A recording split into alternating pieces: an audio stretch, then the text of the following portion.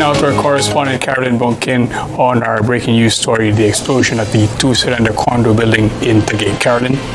At palagay ko, hatiman ang ating mga mamamayan, mas marami ang pumapanig sa huwag ibaba ang minimum age of criminal responsibility. At tingin ko, dahil na-appreciate natin mga Pilipino, lalo na tayong mga magulang, na kunyari, yung debate ngayon na, o sige, hindi na lang ibaba sa 9 years old, ibaba sa 12 years old na lang. Pero sa totoo lang, bilang mga adults, bilang mga magulang, ano naman ang pinag-iba legally ng isang 9-year-old at ng isang 12-year-old? Parehong bata, parehong menor de edad. Ibig sabihin, parehong hindi pa pantay sa ating mga adults. Yung kakayahang mag-discern ng tama at mali, kung alam man nila ang tama at mali, yung maturity at saka emotional strength mag-resist ng pressure, peer pressure man yan, o mas worse, mas masahol, pressure ng isang adult na kunyari namumuno sa isang sindikato, gumagamit at nangaabuso sa mga bata.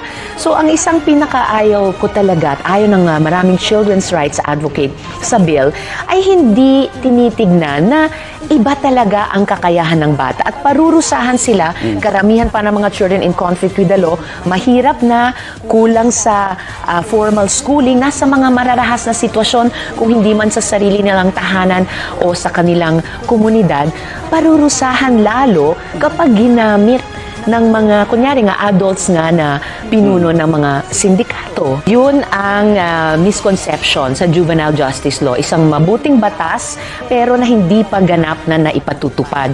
Kahit sa ilalim ng kasalukuyang batas, hindi may impunity ang mga children in conflict with the law. Merong pa ring liability, civil liability, dahil sila pa ay menor de edad. Pero yung civil liability na yon, babalikatin ng kanilang mga magulang na dapat ay responsable sa kanila. Sila ay malalagay sa custody ng mga bahay pag-asa na dapat nandun sa bawat probinsya at highly urbanized city. Isa-subject sila, lalo na yung mga nakagawa ng heinous crimes, that small percentage na nakagawa nun, isa-subject sa matinding rehabilitation at saka diversion. So, hindi basta-bastang palalayain lang sa komunidad, pero bibigyan ng pagkakataon, responsibilidad ng isang second chance para pagdating sa age of majority, kung sila ay nakapagreforma, nakapagbagong buhay, pwede pa rin silang mag-apply halimbawa sa pag-aaral pa, mag-apply sa trabaho pagdating ng panahon na walang maruming, matindi, mabigat at manghabang buhay, posible ka rin ang kaakibat ng label na yon. At alam nyo naman, yung ganyang mga label may stigma.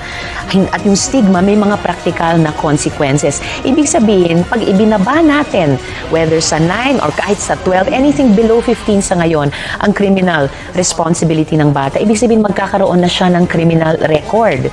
Hindi madaling i-expunge yan para makapag-apply ka nga para sa trabaho or pag-aaral later on. Nandun pa sa mga batas na the appropriate procedures will be implemented. Kapag ginamit mo ang adjective o yung description ng kriminal sa kahit sinong tao, lalo na sa menor de edad, ibig sabihin, those procedures, investigation, trial, conviction, incarceration, ay maaaring mangyari. Yung hindi ko sinasabing mali, pero alam nyo, we should give credit where credit is due. Yung ganyang mga pagdiin ng liability, civil liability ng bata. Andun na yon sa juvenile justice law. In an ideal world, lahat ng mga probinsya at HUC ay may bahay pag-asa. But in actuality, napakakonti. You Power Rangers Power Mashers, they actually talk! Each sold separately, batteries not included.